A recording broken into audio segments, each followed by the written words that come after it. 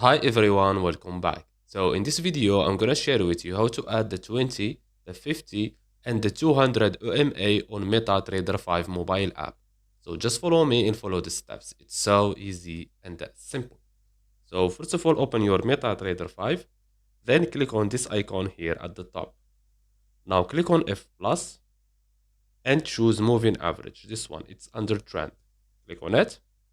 And now here on period, you have to type, for example, 20. Let's start with the 20. Okay, I have it here. On method, make sure you choose exponential. If you found it on simple, change it to exponential. We have here style. We have 4 pixels. This is for the thickness of your EMA. So I will choose 2.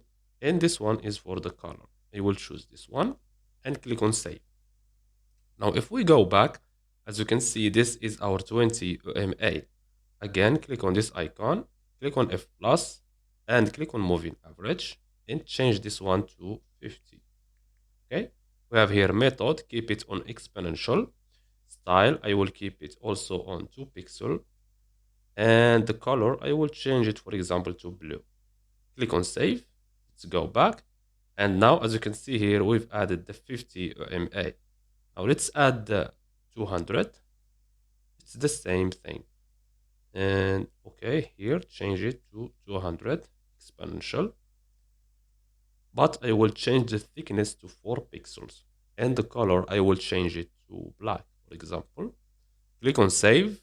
Let's go back, and if we go here, as you can see, this is our EMAs, and that's it. So I hope you found this video helpful.